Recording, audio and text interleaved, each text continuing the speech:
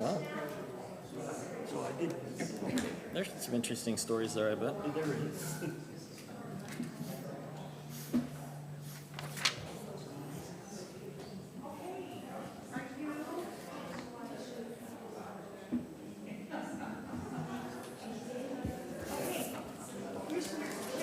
We're ready? Okay, fantastic. Okay, we're going to go ahead and start Planning Commission meeting for August 13th. Welcome to everybody. Thank you for being here and participating. And I wanted to welcome our soon-to-be, or now, soon-to-be or now? When is your start date?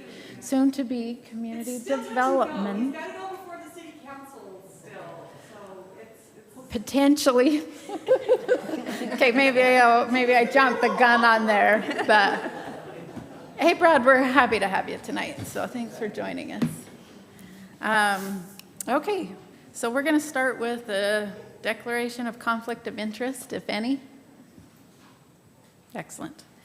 And our first item, our third item on the agenda is the public hearing to consider changes to 1731-3 internal accessory dwelling units to comply with Senate Bill 284. And I'm hoping we've got a little explanation on that before we jump into said public. Okay, perfect.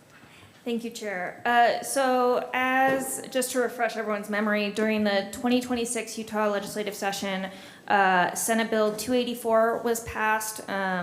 It's titled Local Land Use and Water Modifications, and it essentially established new requirements for cities that by October 1st, 2026, they had to establish requirements for DADUs to allow them in certain circumstances.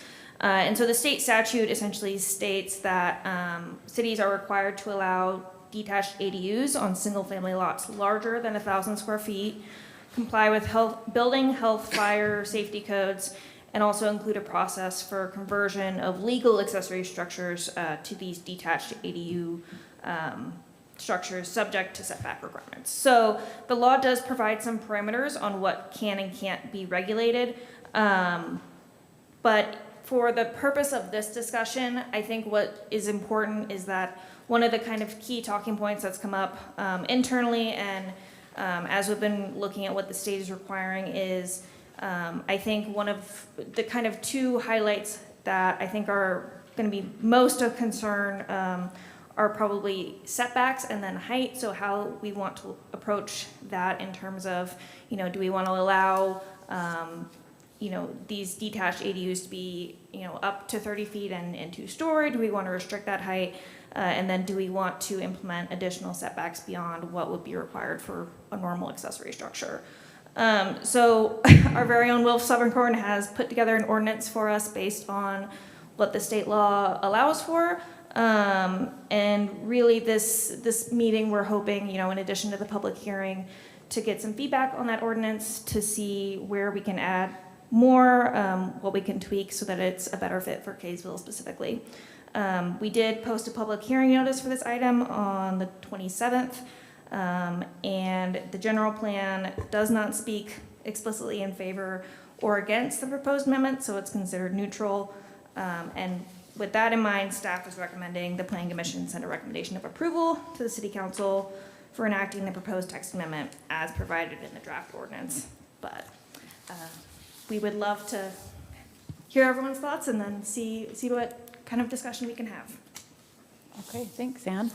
Is there anything else we want to discuss before we open up public hearing? Wilf, do you have anything to add? Do we want to walk through it? Well, yeah, I think maybe that'd be the best thing to do. I'd like to do that. To talk about a lot of parts of it. So what I drafted up, and I volunteered because staff was very minimal at the time, and Jason was concerned about the city being able to meet the October 1st deadline that was set forth in the bill that was passed by the legislature for detached ADUs that a lot of communities, not every community, but most, including Kaysville, must have adopted or should have adopted by October 1st. Otherwise, you'll just be able to have ADUs, detached ADUs without any kinds of restrictions.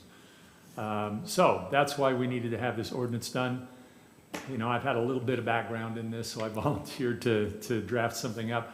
What I drafted is fairly minimal. What I did was I just kind of put the basics in there.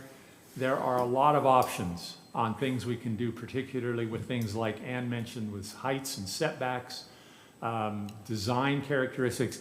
There's a real issue about design and what you can do and maybe not do with regard to design, and we can talk through a little bit of that.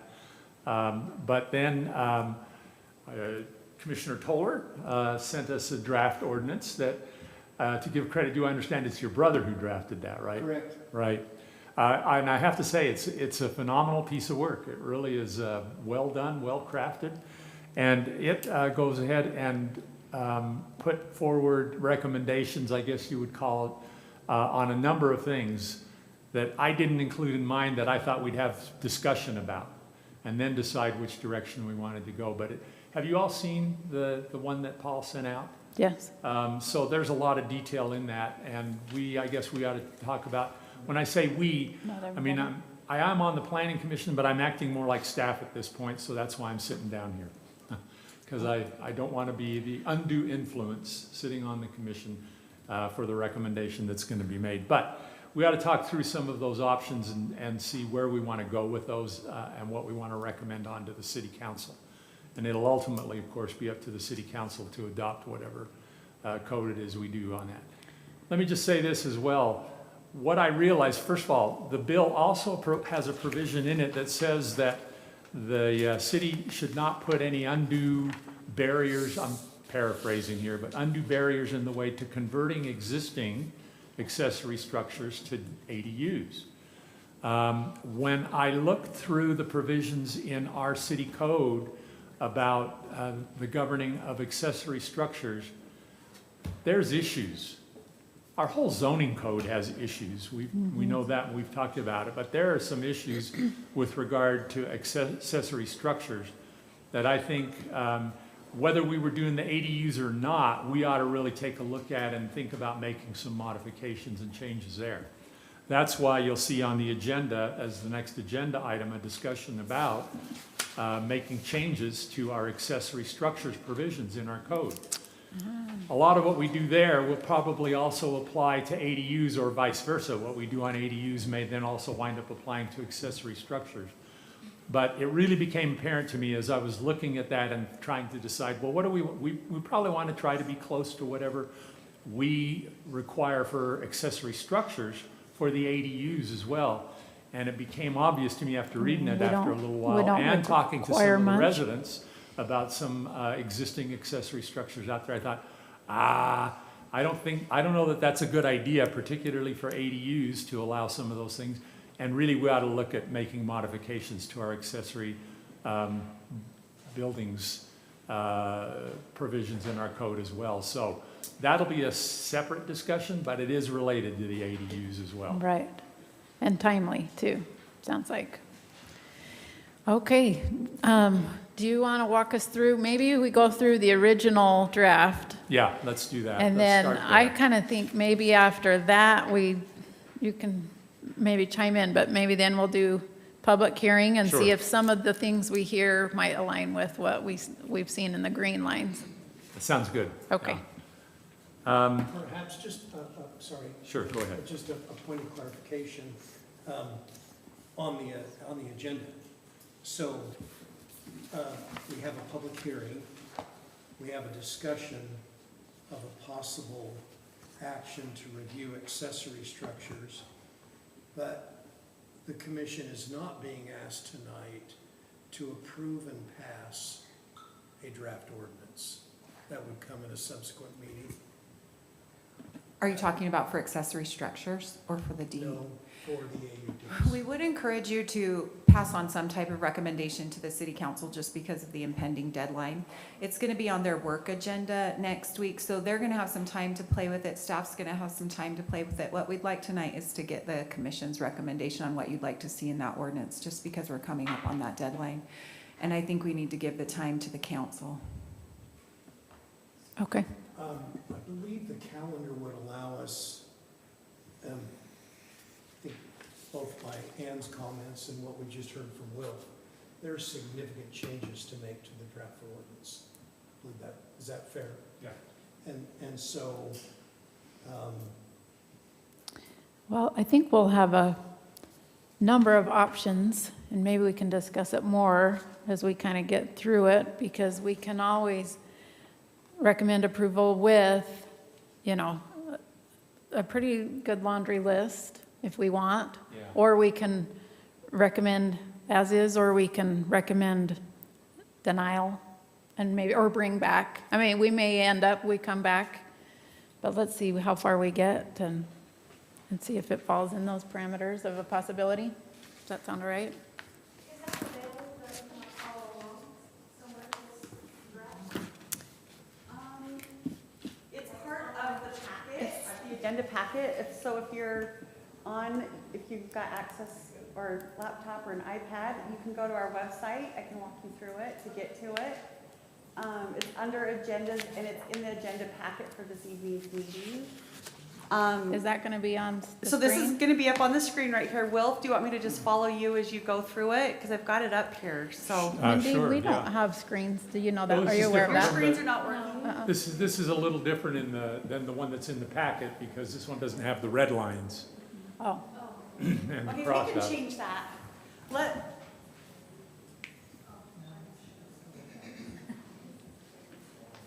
Okay, let's change. Do you want the red lines on it?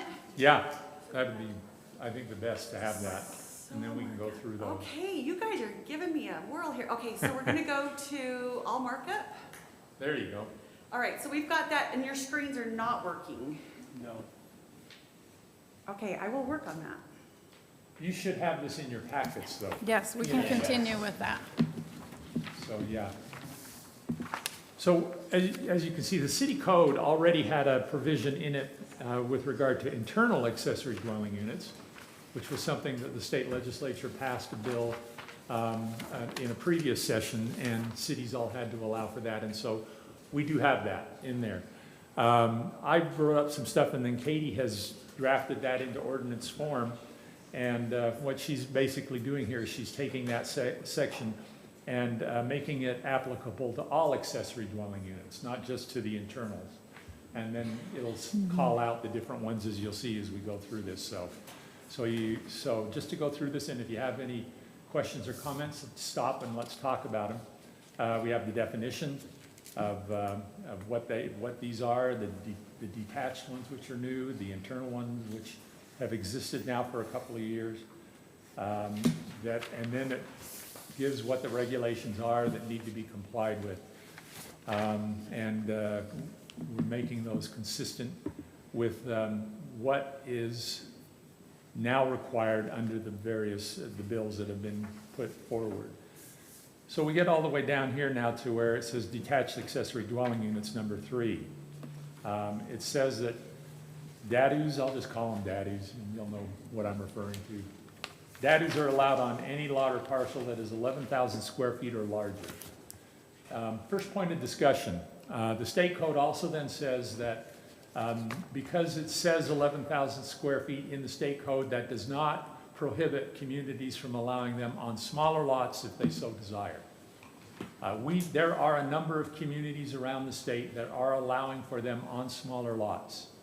Part of the rationale for that being that ADUs are of really kind of an easy, low-hanging fruit way of trying to address the housing affordability issue.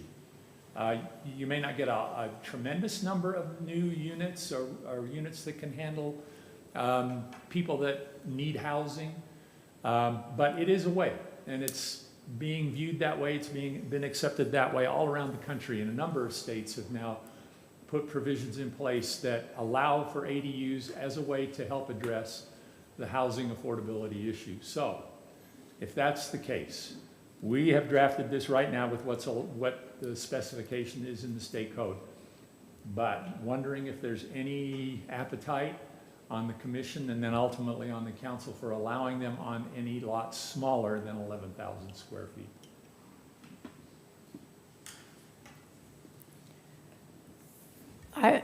Personally, I would be interested in that, but I don't think it would fly in our community. I think Yeah. we'll be really I think this would probably shake up enough people in the community to allow it at 11,000, but, I mean, Well, it wouldn't and- offend me to go lower, but, And having said that, you know, it can be adopted this way and it always can be amended in the future. yeah. If the desire so turns. I think We it's a get great requests starting from people. point. But there are communities, well, I don't know if I could say many, but there are a number of communities around the state that are allowing them down to like 8,000 square feet. Some of them don't put a square footage restriction on the lot. They just regulate them by the yard area, by the restrictions on lot coverage and yard area. Setbacks, and if it fits, it Yeah, fits. so Brad, I'm curious, what's Layton City looking at allowing? Sure. Yeah. You're gonna have to introduce You all yourself. know who What Brad city is? you're Oh, from. you probably don't know who Brad is. Thanks, Wolf. Yeah, so I've been going through the draft ordinance as well as just the other regulations. So Layton City is also in the same boat that we're in right now, in the process of drafting some regulations. They're not planning on, they already allow detached accessory dwelling units down to lot sizes of 6,000 square feet. Yeah, so to your point, Wilf, there's already a lot of other cities that allow them at various lot sizes. Syracuse, I think, allows them at 10,000 square feet. So, you know, again, it's not unprecedented to have them at smaller lot sizes, but it really is just up to us to determine what works best in our community, like you had said, Chair. You know, is 11,000 going to be the right, is that a good starting point, or do we say, you know, 8 or 10,000 square feet? I know that we do have some, you know, most of our subdivisions kind of on the western side of the city are larger subdivisions. And then in our kind of historic area, we're gonna have smaller lot sizes. And, you know, as Will said, you know, we can apply different setback standards. For an example, and also the other question is, do we allow them in just the rear yard area or in the side yard area? Some cities allow both. Some say it just needs to be behind the home. And so I think also single story, 2-story, a lot of cities do lots of different things. You might have a garage that's in somebody's backyard and they want to do a loft ADU on top of that garage, which then ends up, you know, becoming a 2-story structure. So some typical setbacks are, you know, requiring that they meet the same setbacks as the residential, the primary residences, or having additional setbacks in addition to what you already have for an accessory structure. So one of the things that Wilf had mentioned earlier is that the state code does say that we need to allow the conversion of accessory structures to be converted into detached ADUs. But one of the questions is, we might have smaller setbacks for an accessory structure, and we'd rather have a DAUDU be further set back from the property line because it might have obviously a greater impact as a residence than if we just had a shed or something like that, or a structure that houses different equipment. So, sorry, I just word vomited all of that stuff to you right then. But yes, there's a lot of different regulations, and you're right, Well, there's lots of different ways. But yeah, what I've seen a lot is before the state mandated this, with this most recent legislative change, 10,000 square feet's kind of been what I've seen the most in most cities. Yeah, the legislature, the original bill, or the original language in the bill actually was going to be 8,000 square feet. But I think the legislators felt comments and pressure, and they upped it to 11. So that's what's in the state code. Does anyone else want to chime in on square footage requirement? I would say, I wouldn't have a problem discussing that and going smaller. One thing I do like is if it matched a zone, for clarity. Basically this would be R12 and above for us, but we can't just say that because it could go all down to 11,000 square feet. And so if we were to pick a number lower than 11,000, I would say let's match it to our current zoning, to an R10 is where I would go. But that's smart. Okay. I agree with the chair that perhaps we may have an AUD in a smaller square footprint property. In my opinion, having an AUD will devalue the overall property. And so we have a unique situation in West Kaysville. Yes, the lots are larger, but if you'll go with me on a quick tour of Utah, up and down I-15. Let's think about housing west of I-15.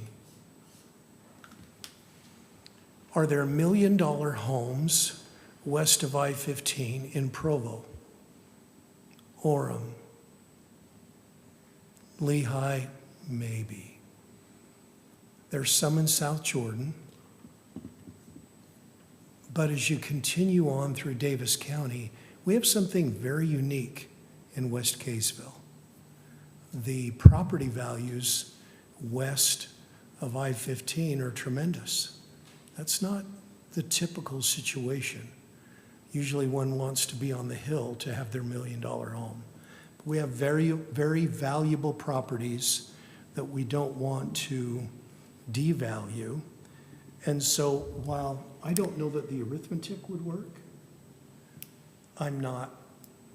once we determine the setback and all of the other things, if it's feasible to have an AUD on a smaller lot in the neighborhoods around us, I may not be opposed to that, because I think that might be a place for this housing to exist or coexist. So you're suggesting that it might be a better fit for a smaller lot?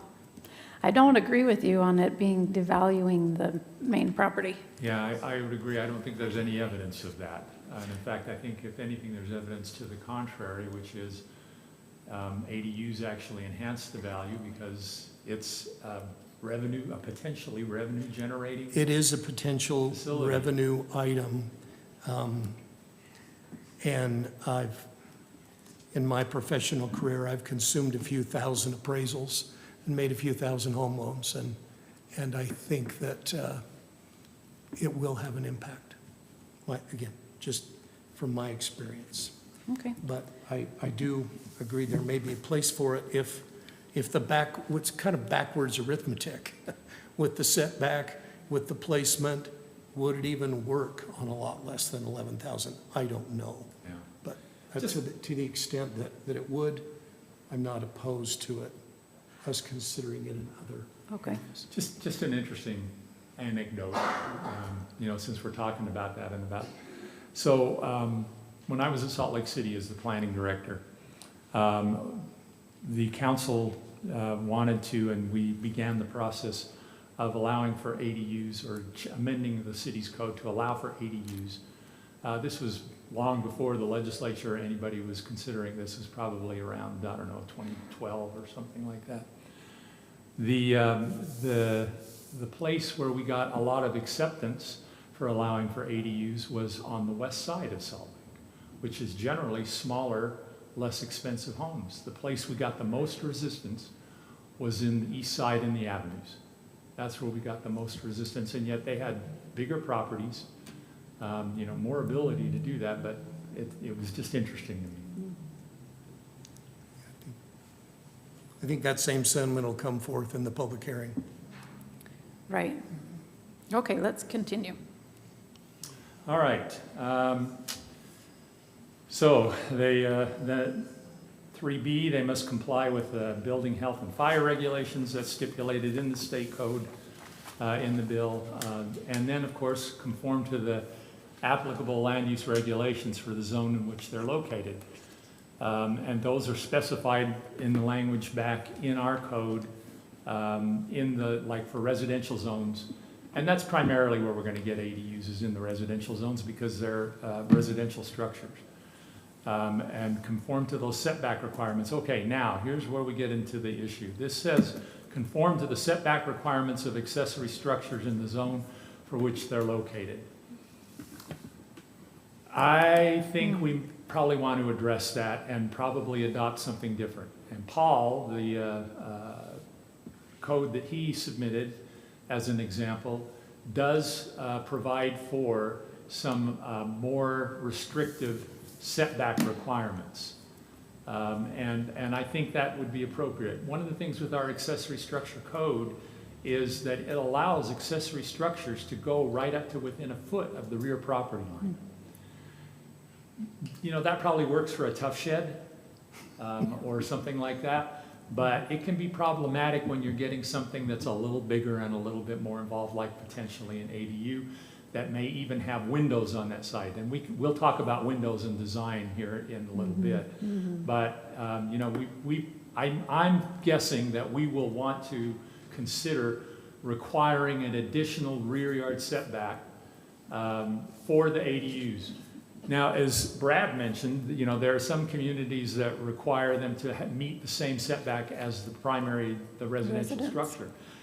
That really, to me, kind of defeats the purpose, because you're oftentimes going to locate those ADUs in the required rear yard. If they have to meet the same setback, there isn't any place they can really go. If the house and just meets that minimum setback. So I think we probably want to allow them. They're generally going to be smaller structures. We may want to talk about if we want to limit them to single-story structures or whatever else it is.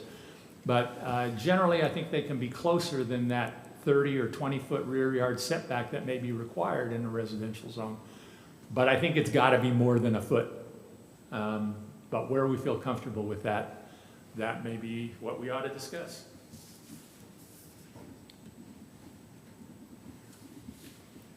Thoughts want to indicate Thoughts what on your... that? Do we want to do that now or after the public comment, or?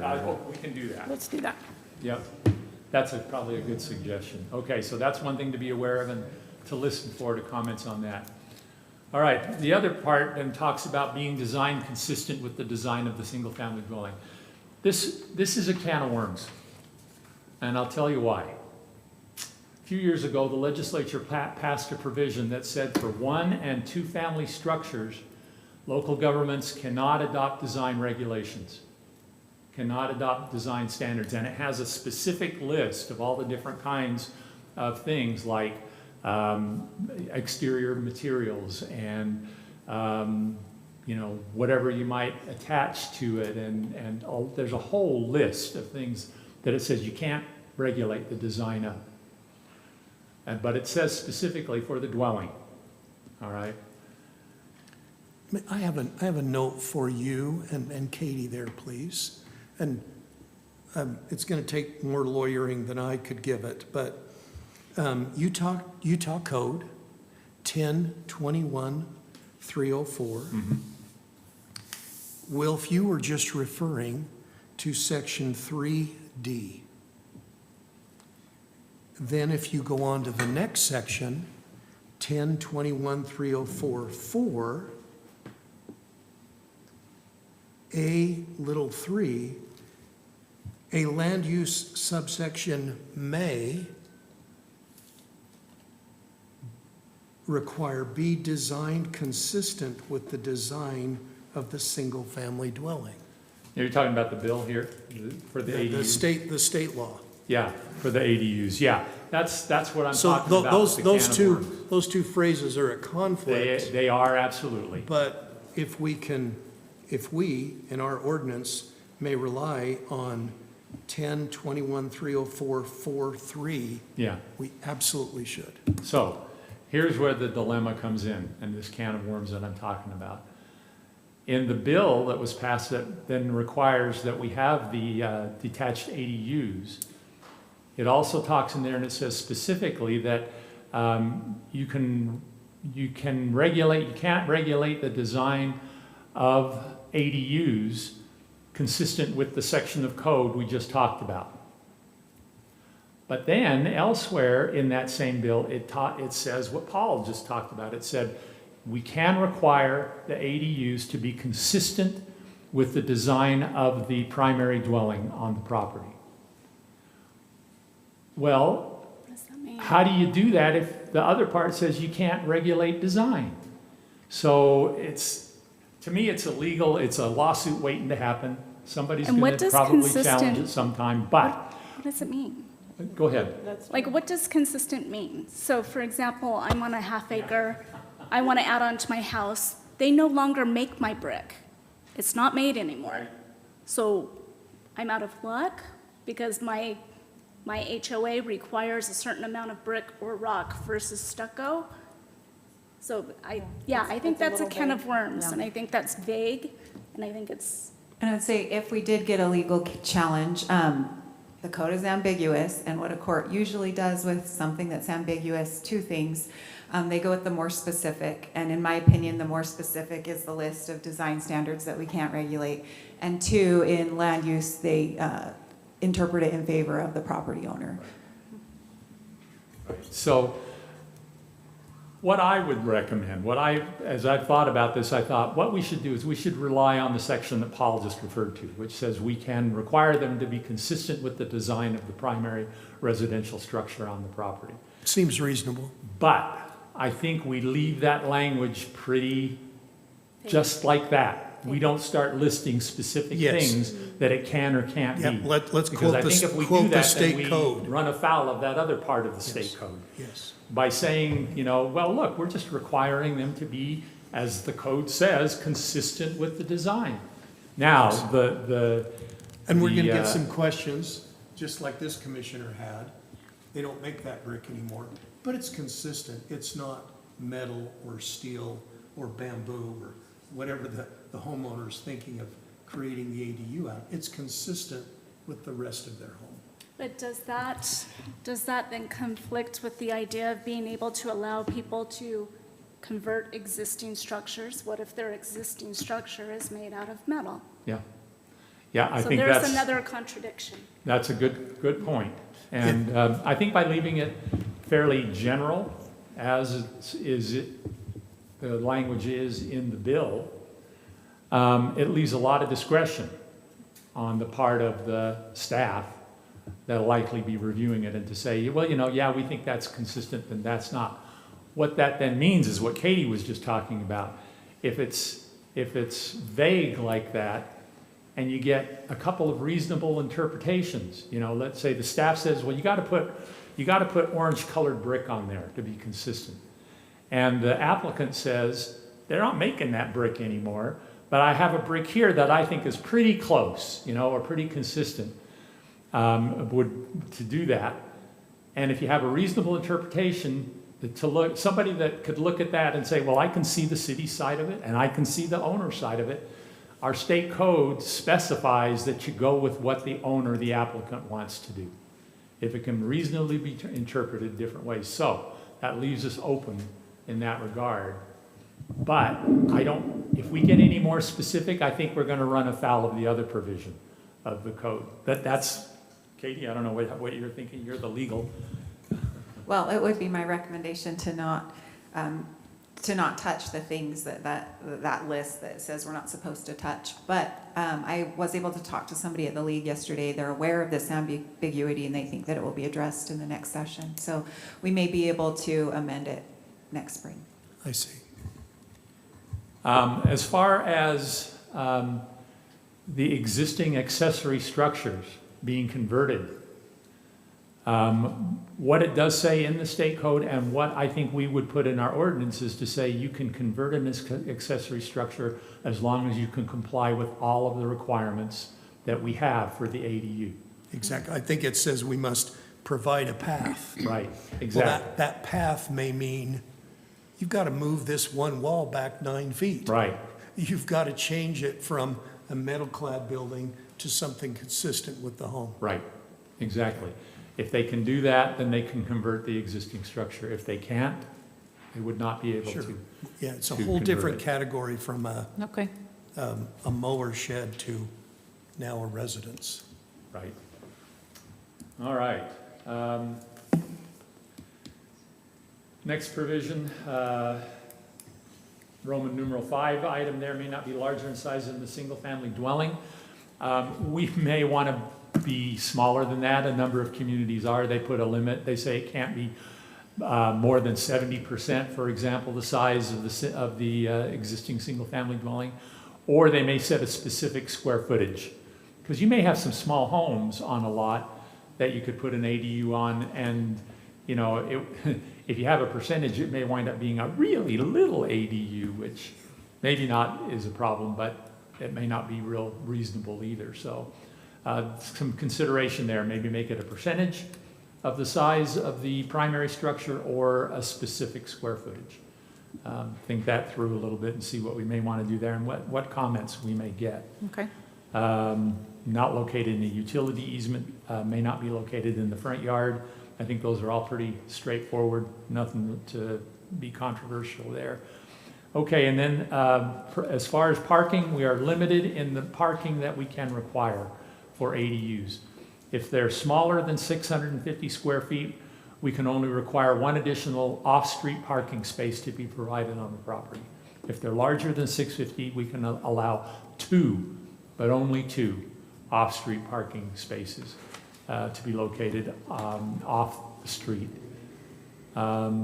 You can see the other provisions there about displacing any existing parking spaces, that they have to be paved, and that it has to have utility services, and talks about that a little bit. And let's see, where are we at? Number 5, general ADU standards. No more than 1 ADU, either an IADU or a DADU, located on a property. That may be something to discuss, because there are some communities that allow both. They will allow an internal and a detached. What's the feeling of the commission? I think we recently had discussion here in Planning Commission with a community member who was planning to do both. Yeah. Already had the internal and was doing planning for the next, so. And maybe we'll circle back. Shall we circle back to that as well? Something to consider. Would that issue be that they would have to provide way more parking because you would have the parking requirement for both? Be part of it. I don't remember if the IADU has a parking standard. Does the IADU have? I'd have to look. I can't remember now if the IADU has. You have to provide one space for the IADU. What is it? You have to provide one space for the Okay, so internal. so yes. And that, I think it has to be not the 4 spots, you've got to have, Can't be tandem. yeah, it can't be, thank you. Yeah. Okay, one additional for the IADU, yeah, and if you had both, you would be allowed to, I think, require the additional parking as well. Okay. Then we talk about single family in an ADU. That's, the same as if in a single family structure or unit. That it has to obtain a valid permit for renting and cannot be rented for less than 30 days. That's to, kind of address and prevent the short-term rental issue, which is an issue in some communities, many in fact. And then the state code does allow the community to require that the primary owner of the property must live in one of the units, either in the primary unit or in the ADU. And we have that drafted here so that requirement would be there. That's generally a quick rundown of it, I think, with some of the options talked about there. A lot of the stuff that Paul's ordinance had was with regard to a lot of the design standards. And we just talked about that, about how we probably need to leave that more general rather than getting specific because of the issues in the code and how that would be treated legally. And then the setbacks, what we want to do on the setbacks. And I think an additional one is the 30 or 90 or some other number of consecutive days for rental. Yeah, you can go up to 90. Yeah. So.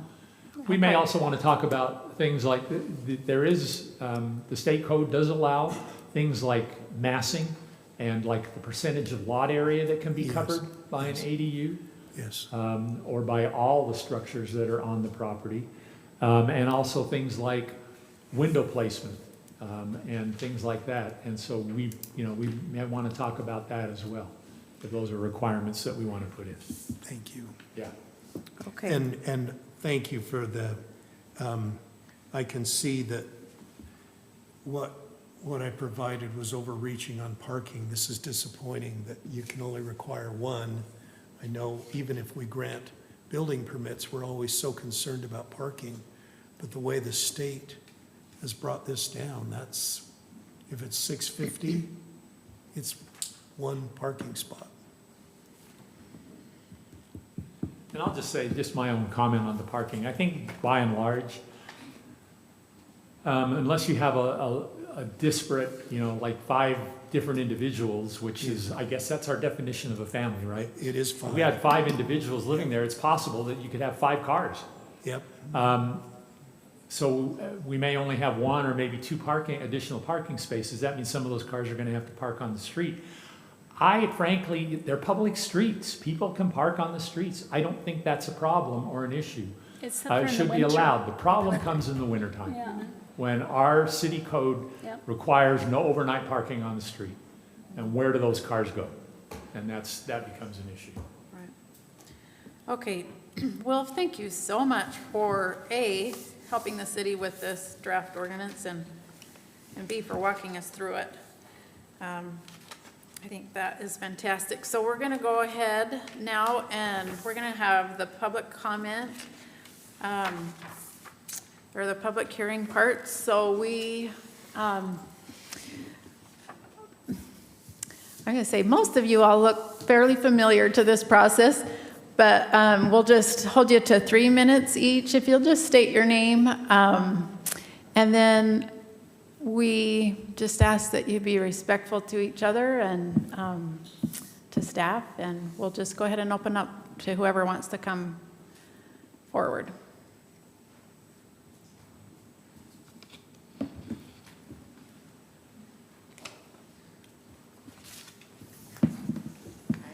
My name's Jill Dredge, and I don't live in the neighborhood in West Kaysville, but I've been down there. And I would encourage everybody to go down to that neighborhood and see kind of what they're dealing with good ADUs and some that have been a little bit of a problem down there. One of the things that, as you were talking, I think the property value for the person that has the ADU can go up, but I think the property value for the people that are living within that may go down, because I've gone down there and seen how it's changed backyards for people where it's a 2-level especially, and the windows are there, and they look right down into people's backyards. So I think those are things to kind of consider. One of them, the temperature in their backyard is 10 degrees higher because it's a metal building and it's right by their garden area. So I think those are some things to consider. And anyway, that's all I wanted to say. Thank you. Thank you, Jill.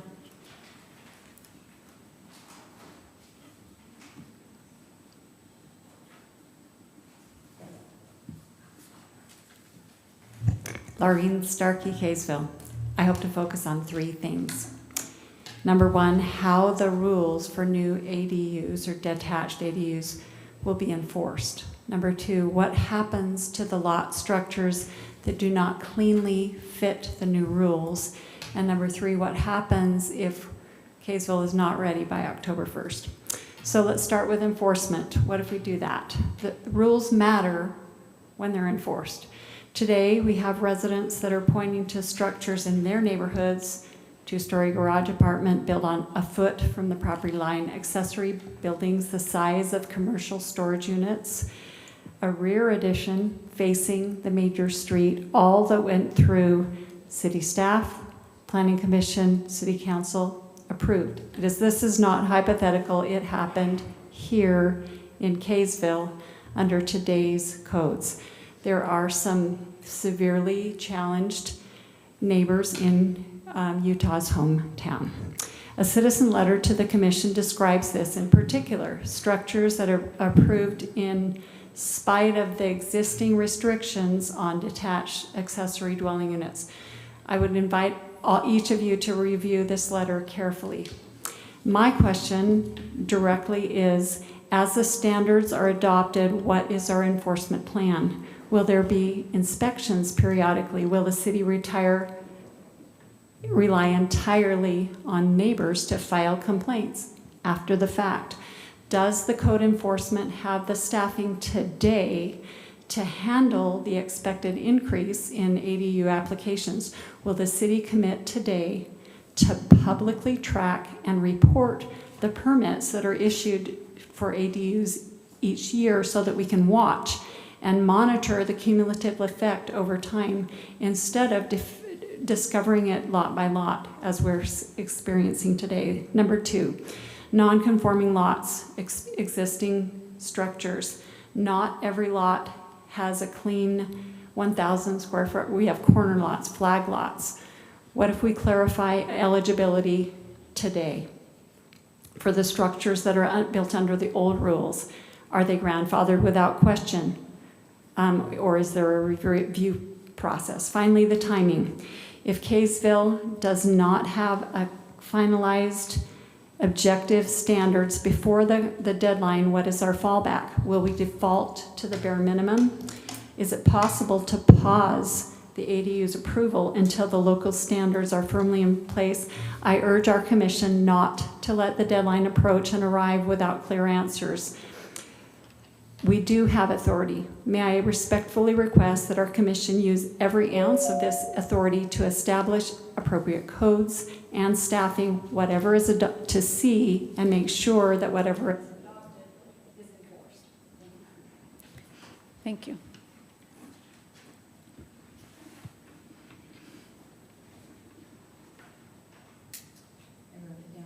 Rambo. My name is Laurie Cragen and I live in the Old Mill Farms neighborhood. On May 6th of this year, 3 months ago, the state of Utah mandated that Kaysville must now permit detached accessory dwellings.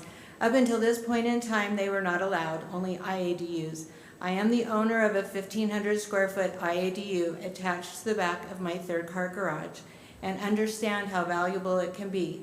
I also understand having grown children who need housing, as I have my son's family of 5 living in my basement. We are grateful to have had the space to offer in times of need. The city of Kaysville has the opportunity to do something monumental for its residents in considering the changes to section 17-31-3. There are things that the state has mandated to be included in this new ordinance, but there are also a substantial list of things Kaysville still has power to regulate. While I appreciate the work that has gone into the draft and the packet, it is sorely lacking in many items. Utah Code Section 1-21-3044 gives the city the ability to still regulate many things about these DADUs.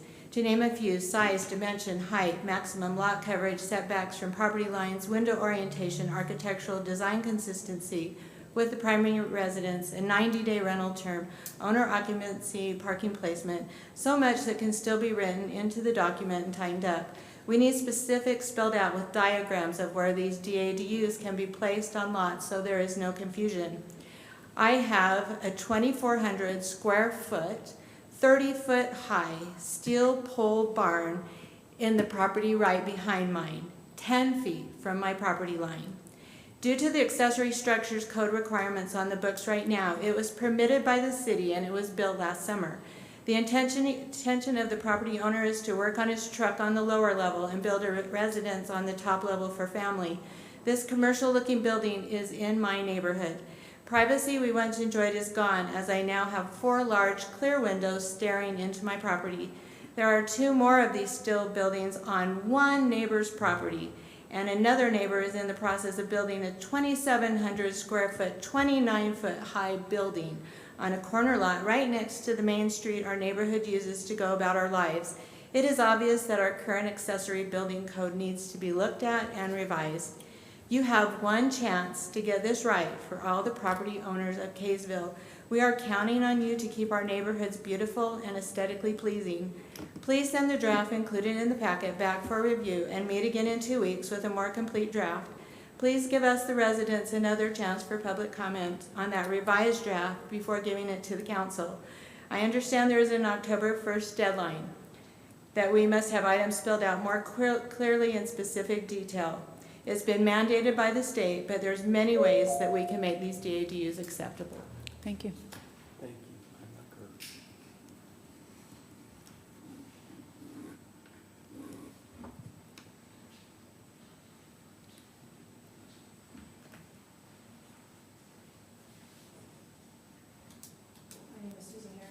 I sent, Say your name again, ma'am. Susan Harris, and I sent a letter to all of you a few days ago. I spent hours going through that new law because frankly it scares me to death.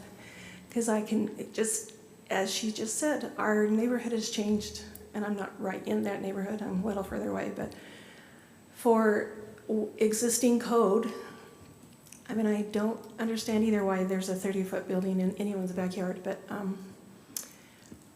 I'm really concerned about where this could all go, and I'm kind of really disgruntled that like there's something to propose to like the council before you even get impact from the public. I think that's kind of weird. Like, should you hear what we have to say and then work something and send it to the council? Because, you know, what if we had an idea for you or something? So I am one of those neighbor, I'm the one that has the neighbor's ADU a foot off my property line. And I measured it. And that was the wall, that's not even the overhang. And so code somewhere like didn't work. And that's kind of, I think, the fear, as even like what we have in place is concerning. And I think it needs to be reviewed. And as this dear lady said, that we have to be careful when we start restricting on what it looks like. I think we have every right to give some ideas or just even say it. We don't have to go into every detail, but there's only going to be one chance. And at the last of my letter, the one thing I did say that I just would like to reiterate again is the intentions don't matter once things start changing. And if we miss, you know, that T or that I, then we have, you know, 30-foot buildings in the backyard of everything. And the neighborhood that we all bought into and spent hundreds of thousands of dollars changes dramatically. And this could go berserk, like everybody could come in and want to do this. Maybe 20, maybe 30, and it will probably, you know, increase over time. But I think we need to be very careful right now to decide what we want Kaysville to be. And I don't think every city has to be, you know, everything to everybody. We don't have to be a high-density place. So we do have a state law that is requiring a few things. But I think we need to put things in place so that it will work for where we live, who we are, and the things that we've already invested in this city time and time again. And I thank you for your time. Thank you.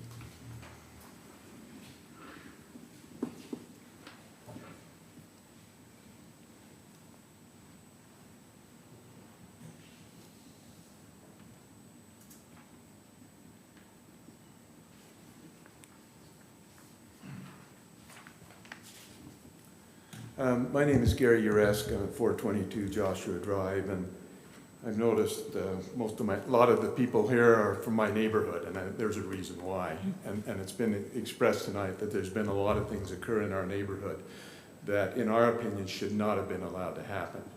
And I think part of it is enforcement, part of it is the standards in your zoning ordinance. We need to, as Will said, look at accessory buildings, deal with height. We've got 2-story accessory buildings with windows that look down in people's property. I feel my heart breaks for the Cragans. You know, they've invested a lot of money in their property, and now they've got a 2-story building sitting there with windows. Their privacy has been destroyed. That should not happen to people in this community. I think that the accessory units should not be in 2-story buildings. I think they should be limited to single-story. In fact, I think there should be no accessory buildings in over 1-story high, just to provide the atmosphere and the massing within our community. I think there should be no windows to the adjacent property. You know, I think you use the standard of, if you're sitting in an adjacent property, looking at one of these residential units, should be viewed as looked at as a shed or a garage there. And so you're sitting in your property and say, my privacy has not been violated. So I think that's very important. Now, as far as the setback, I think these are residential dwellings. I think that should have the 8-foot setback that a typical residential dwelling should have, because think of it for a minute. If you get 2 property owners, put 2 units there back to back, if you use the foot setback, you've got a 2-foot difference between those buildings. And in our residential subdivisions, we're saying there should be at least 16 feet between the residential dwellings. Well, that should apply to the ADUs, or whatever you call them. Sorry about that. Also, I agree strongly that it should meet the design standards of the existing buildings. And you can talk about conflicts, but I think you need to make sure that that meets that. And I think there is not a conflict there. The state statute says that you can make it meet there. You're not dictating what it has to be. You're just saying it has to meet the existing. So I think that's reasonable. I think the parking is an issue. I don't know how to resolve that. Maybe we have to go back to the legislature and talk about that. But if you got a 650 and you're saying there's only one unit, well, think about it. Our area does not have public transit. You've got a couple of moves into there. How many cars is going to be in there in a 650 unit? Probably 2. And so one of them is going to be on the street. And as a city manager for Woods Cross for a number of years, and we put in a project, and we missed it on the parking. And that became a real problem. So parking becomes a problem. I'd just like to say one other thing is enforcement is important. Enforcement needs to happen. I'm glad we got the new guy here, because you can spend hours and hours going over this, but if it's not enforced, it doesn't mean anything. So, thank you. Thank you.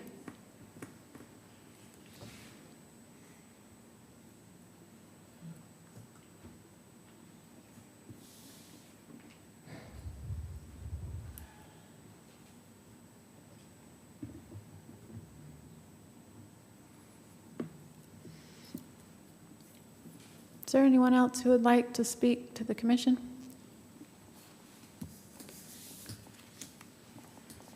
Okay, we'll go ahead and close the public comment. And we can open it up to the commission to discuss. Some of the things that I'm hearing are a lot of what we've discussed. The accessory code needs to be amended, accessory building code. Enforcement is a great question. I think that kind of lands on city where we don't have a lot of staff currently to enforce.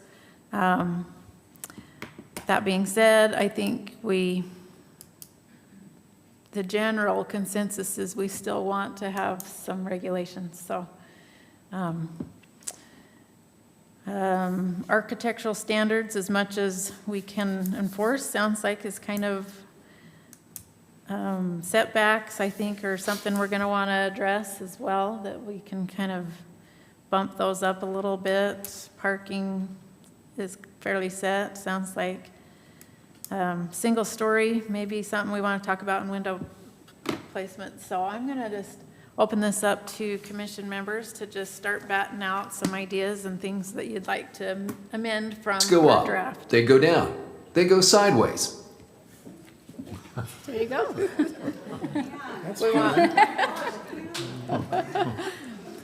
Now we know what Mindy wants. Going sideways. Okay, I think we're. If I can. We're good.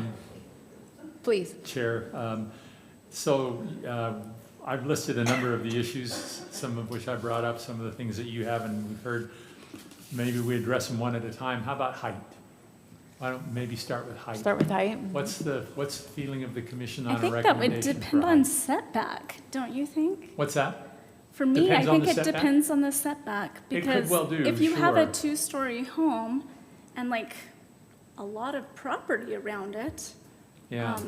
and it would also depend on windows. I know a number So of, this overlaps and it entwines in such a complicated way. yeah, I know a number of communities that they limit ADUs to single story. To me, that seems pretty reasonable because they're supposed to be smaller accessory structures to the main house. The only but some question I also are have with saying- that is currently we have a fair amount of IADUs because there's a breezeway or something that are Yeah. over a garage.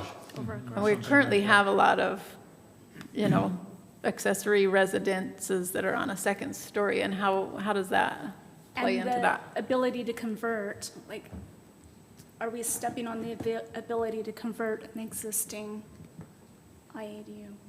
Yeah, I mean, it may well do. If you have like a detached garage and you want to put one over the main garage part, it would limit that if you limit it to single story.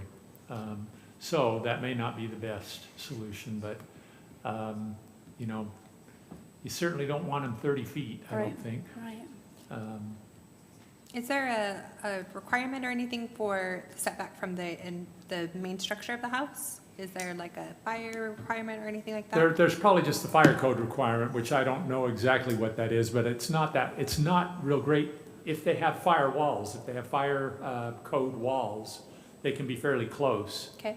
But they have to meet that fire code requirement to be close. So we're looking at a minimum distance from the main structure, setback, and the height that are all presenting some sort of issue when we go back to the lot size that we're proposing to put them on. Yeah. I do think, considering what the residents are saying, that we should be generous with our setbacks from neighbors, maybe match existing home structure setbacks. So, Thank you. I agree That's with my that opinion. sentiment. We're creating a residence with an auxiliary dwelling unit. And let's keep it simple. Let's not vary from these.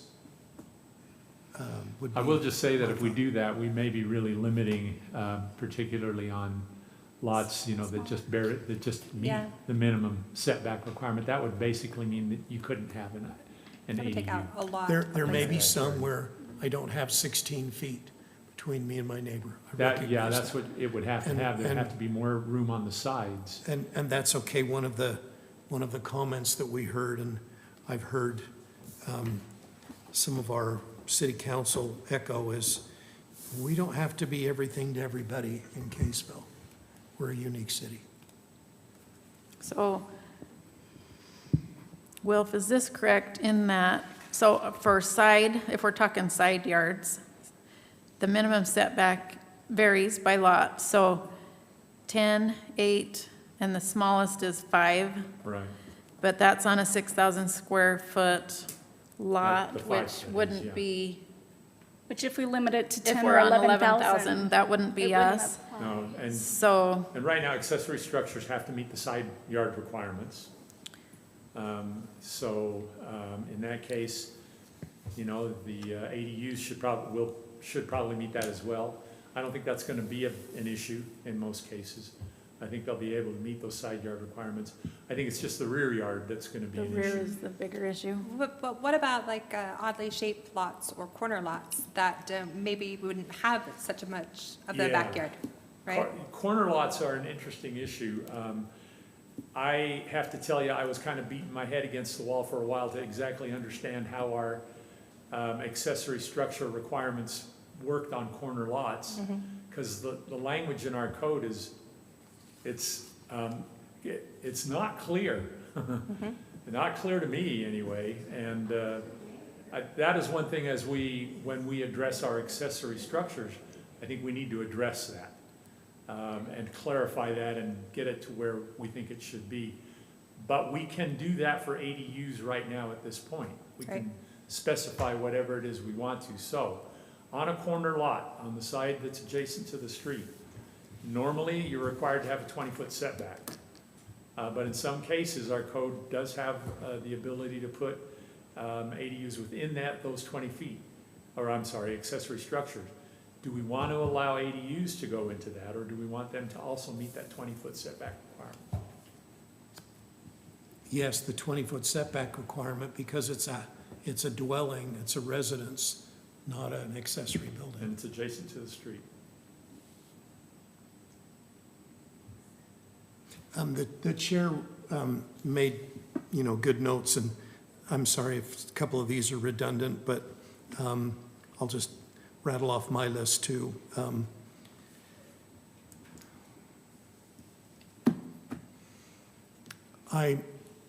Someone maybe can draft how we deal with the unit over a garage, window orientation, but generally single story. In our language, I hope we put that we've provided a path for you to convert an existing building to an accessory dwelling unit, but it must meet all of the requirements of the code. We've heard the citizens speak about enforcement. I read the fine is $100 a day. Is that in the ordinance? I think it's out on the page A, yeah. penalty is I hope it's still there. I read it and. Oh, yeah, I got it right here. Okay, I read it and maybe forgot it, but that seems like, that gives it some teeth. And then we just talked about corner lots. The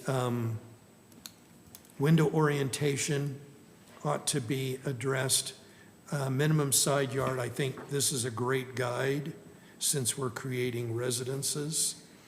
And then I appreciate council's guidance, and we shouldn't vary from the language of section 1021-304, 4A3, but let's at least put that in there, that it be designed consistent with the design of the single-family dwelling. Yeah. Then it sounds like the legislature's gonna maybe clean that up, address the conflict. That's what courts and legislatures are for, but in the meantime, we're gonna use what the state's mandated to us. And then the other thing that I heard that I thought was interesting is pausing permits. And Will, if you've taken the laboring oar here, I'll let you address if that might be prudent. What was your question again on that? Just Pausing pausing permits until we Oh, both on the accessory structure. dwelling and this, if that's an appropriate action. Yeah, so the way that works, we call it a moratorium. I mean, that's what everybody kind of calls it. Once you've decided to do this, you have 6 months to address your code and make whatever changes that you want to. And people say it's a moratorium. It's not really a moratorium. What it is you've just put everybody on notice that if they insist on going ahead with building something that is governed by those provisions, they may have to come back and change it if we change the code. And most people will say, well, I'm gonna wait till you decide what it is you're gonna do. I see. And so in essence, it becomes a moratorium because they'll say, well, let's wait and see what you come up with. But there are some that will say, I'm gonna go ahead anyway. And then if it changes, they're obligated to go back and change it, to modify their And structure. is that an option? My understanding is October 1st is the state deadline, and if we don't have a, For the you know, ADUs, it code, is, right. then you get whatever comes Yeah, through. that's why we need to specify what it is we want for the ADUs right now.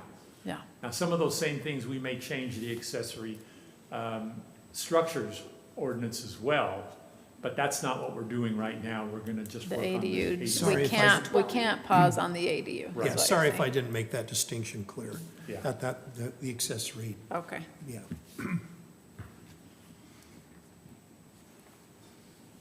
My thought, I just keep thinking back on the size of we're talking about the level of the house, right, the stories. If you are on a smaller lot, a non-conforming lot, a non-typical lot, it would make sense if you were spending the money to make the structure to go up so that it would allow for more square footage or more parking or any of those things, right? So it would allow for that. But like we have everybody concerned about is your privacy in your backyard. Personally, I live in a smaller home, so they can see me in my backyard. I'm used to it. That's just how it is. But I can understand that it's an issue, and I don't think it should be 1 foot from the I wonder structure. if an appropriate setback could resolve the second story issue. Setback from the Probably rear. with the combining window placement and setbacks. But then I feel we're like back- that would Then we're cause, back down to lot size. So maybe that's where we should start, is with the larger, what size lot? Do we want 11,000? Do we want 8,000? Do we want 10,000? Maybe that's for a sure. good That's a jumping good off place. That's a point. good place. I don't know. Any comment? I think, Made your comment? yeah, I think the chairs, that both the chair and I got commented that if the arithmetic works, fine if it's on a smaller lot, but it may not. Does anyone want to make an adjustment to that 11,000 now? Obviously, we can change it later, but do we want to do that? I think they should be allowed on smaller lots if they can conform To these setbacks? to whatever was set of facts that we decide on it. Yeah, and I don't know that the city would want to go this far, but there are communities out there that don't specify a minimum lot size. They just say you have to meet You have to meet the setback requirements, and if they can meet them on whatever lot, it's fine. I don't know that you want to go that far, but that's an option.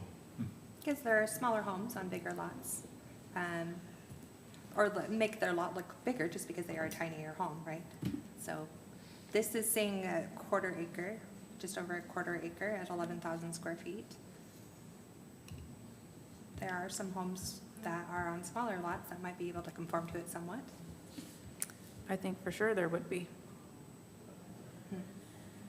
So what do you want to set as your minimum square feet? Or zoning district, or, like you say, just leave it. There's a lot to do.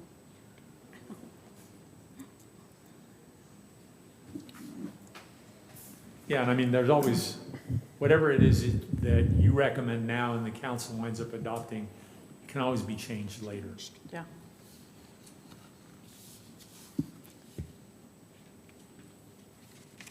So do we ask our crack staff to take a crack at drafting something for less than 11,000 square feet? Or do we go with the state mandate at 11,000 square feet or larger is really the issue? And we could look at what they propose in 2 weeks. Or as the chair suggested, perhaps we've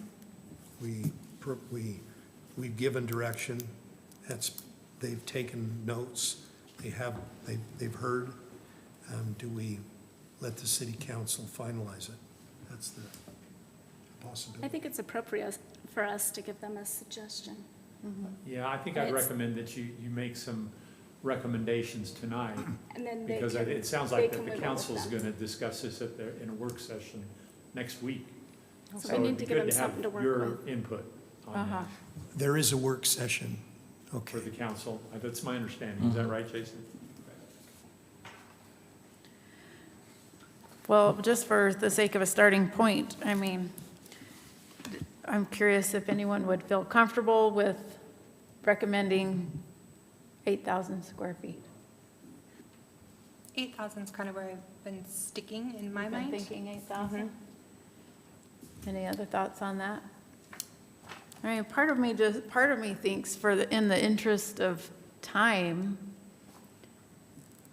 you start kind of basic, start with, we can always adjust, but I don't feel like it's a one-time shot, but I feel like if you kind of cover yourself and then you may decide you want to open it up more, you could, but.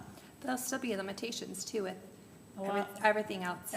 everything else, and in addition to the lot size. So there'll be things that won't make it so they could conform and get the ADU. So I think guess- some 8,000 square feet might add some flexibility. I guess if you have your setbacks set, your height set or whatnot, it wouldn't really affect your neighbor. It would only affect you, your lot, if it was a smaller All lot. the way down to the RT zoning. The what? If you look at the zoning, that's smaller than an R16. Okay, so, well, is on R16 is that 6,000? Is that what it says?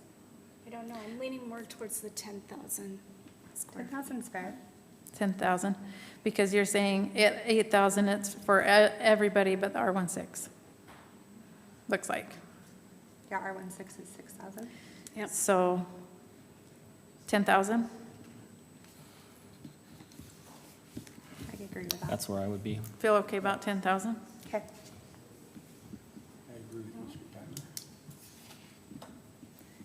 Okay, let's tentatively say that. Height, do we want to say single story, or do we want to I would love say to say 20 single feet, story, or- but I just worry that that conflicts with the existing structure conversion. So could we have something that says single story except if there's an existing structure conversion, and if so, then blah, blah, blah. You know, that depends on windows, that depends on, I'm worried that we're gonna contradict ourselves by saying single story. Yeah, and I live on 5 acres, you know, any building I'm building is gonna be 100 feet from my neighbor's boundary. I mean, I can think of examples where a second story, you know, an apartment above a garage, things like that would be completely reasonable. Very appropriate. And so I'm reluctant to go with that. Now, I want to ask, it seems to me like a lot of height and setbacks kind of come together, and there's a diagonal line, and I know I've read it, but I don't have the words for it and stuff, and so if that is built into it, you can have a second story, but not 8 feet off the property, like you gotta follow that diagonal, and people that are more into that can flesh out the details So that would there, kind but of naturally govern itself if we it had would keep decent that second story setbacks. from being right up on your property line, and that could be a reasonable way to write it, if we were to allow a second story. Right now, the current code, and I'm looking to the rest of the city staff to keep me straight here, because I'm not sure I got it straight. But an accessory structure can go within 1 foot of the rear property line. It can be up to, the wall can be up to 16 feet high. And then if you go higher than that, up to a maximum of 30 feet, for each foot higher you go, you have to be 1 foot further set back. It starts at 12, not 12, 16. I'm sorry, okay, thank you, 12. That's how it works now. But That if needs to be you changed. So know, we I could think write 1 foot is something, crazy. That's say, crazy. say our setback is 8 feet to start. minimum setback, Minimum setback is 8, On and the then rear. we have a height, 12 feet. 12 feet or something, and then it could grow from there. Same language, you know. Which could potentially, the higher you're wanting to go, you're gonna run out of room, so the smaller the lot. That's so- true. Yeah, So Yes. you're constrained by few. your building envelope by, Yes. if you're wanting to go 2-story, but your lot's smaller, it's naturally, like what you're saying, it might weed Yeah, out, maybe weed out, or might maybe limit. They'll have to inappropriate do a second Yeah, single you story. story. you simply just won't have the option. The the ability. setbacks and the room in the backyard to stay with your setbacks to go Right. taller. True. Right. Well, that But with a makes sense. smaller lot, maybe that's okay, Yeah. to Yes. just be Yeah. 1 story, I don't know. Yes. Yeah, Well, 8-foot minimum side setback, Rear, rear. because they have to meet the side setbacks yeah. already. The sites are already built Or in. we would specify that ADUs. Our accessory structure ordinance now requires that accessory structures meet the side setback requirements. The rear, they can go within a foot, but if you It's make only that the 8 rear feet that for had the the 1-foot issue. So is 8 feet Is it appropriate in adequate? the rear? Yeah, is 8 feet that enough? adequate? It's not much. It is not much if it's a 2-story. Yes. So you'd start Well, at and the it 8 couldn't feet, and the be taller you go, two-story. the closer to the words the home you're gonna go, Go. correct? And Yeah. so, So 8 feet with a height of, with a 12 foot. 12 foot. sounds good to 8 me. foot 12. I need a visual.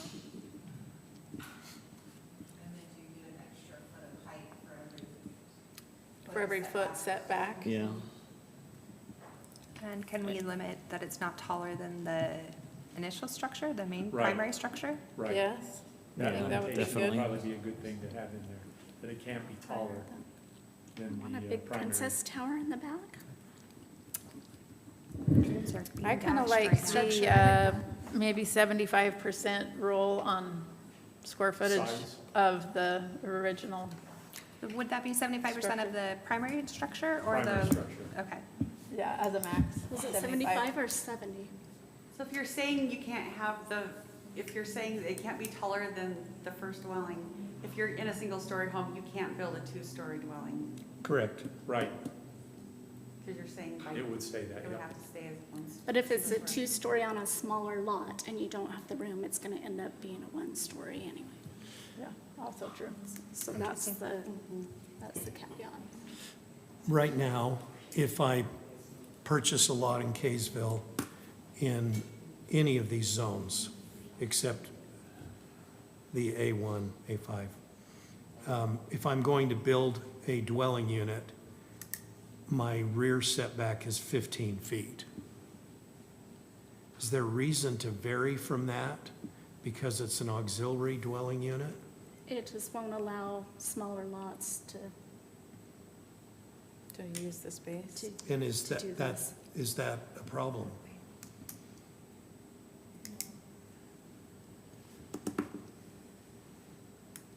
I think sticking with these makes a lot of, I mean, that this is what people have expected. This is the setback from their neighbors now.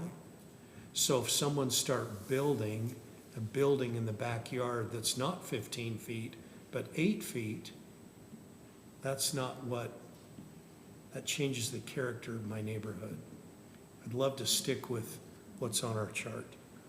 But what about those people that have that limitation, that don't have a big lot to work with? And I don't think you'd end up with, I mean, we're limiting what can end up, you know, At that point, it's at just 10 feet a away or tough 8 feet shed. away. You know, that's like, sorry, all you can build is this Yeah. tough shed. Enjoy. I also think that maybe we're overestimating how many of these units will be built. Not that they won't be built, but I don't, Right, because it's still a financial commitment. it's still a Yeah. huge financial. I wanted to look that up, you know, what percentage of properties actually have ADUs? And it's got to be, in cities that have allowed it for years, you know, it's got to be a very small percentage. Well, you're looking at Unless you get 70 into a dense grand city. to pour the cement and do the electric and the water, like, it's a Yeah. big It's investment. I don't substantial. think they're gonna be popping up willy-nilly all over the place. One thing to consider is, a couple months ago, I had reached out to Farmington City about when they had passed their ADU ordinance, just to kind of get an idea of what they saw, once they had allowed for detached ADUs. And when I spoke to their staff, they were telling me it was a very minimal increase year by year. It was only a handful per year that they saw. It wasn't, you know, this huge influx that they had incoming. So for what it's worth, that's what other cities have seen. The league has been asking that question, and I think generally it's not huge. There are some communities that are seeing more of an impact, but it's not huge. If you look around the country, it's generally not huge, but in some places, like for example, I just was reading an article, San Francisco has been permitting a lot of ADUs lately. But that may be because it's so dang expensive to build in San Francisco. That's about all people can afford to build. And it's landlocked. Yeah, it's built It's out. kind of built out, yeah. Interesting. Yeah, I was originally kind of wanting to stick to the standard setbacks, and I've kind of come around to the idea that it can be smaller, just because this is a new category. I mean, at first I was like, well, it's a dwelling, it's, you know, the same as other stuff, and now I've kind of realized it is a new thing. And so, you know, back to that argument of 15 or something less. I feel like it is a new category, and I would be willing to go a little less, but I understand the concern, you know, of this is going to change Yes. neighborhoods. If we Yes. don't want 8 feet, maybe we could do something different, like 10 or 12. But I think when we get into 15, yeah, we're just limiting who's able to do this, and I think that's a problem. We're only limiting it to the extent of what our current zoning is for a home. Yeah, and No more, no less. But you have to But it- consider that homes have a 30-foot height restriction, and these would not have that. You wouldn't have a 30-foot home 8 feet away from you, because it has the height restriction that go with it. Would What's we- been would we be- described, the increasing, the increasing height, so. yeah, maybe the arithmetic will make the 8 feet moot. We'll just see.